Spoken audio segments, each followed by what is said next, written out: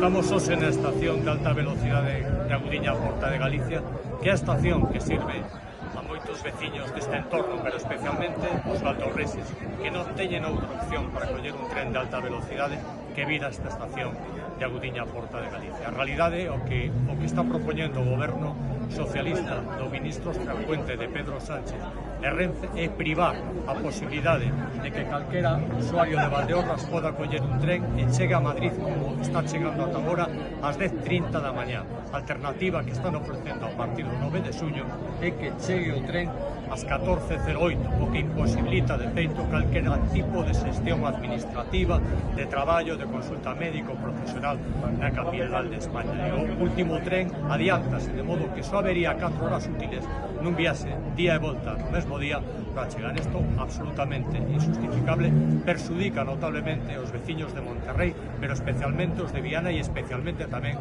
os da comarca de Valdeorras, que non dispón neste momento de comunicación ferroviaria de ningún tipo, polo que os servizos ferroviarios son realmente deplorables e desde logo estamos absolutamente en contra, e por eso desde o Congreso dos Deputados,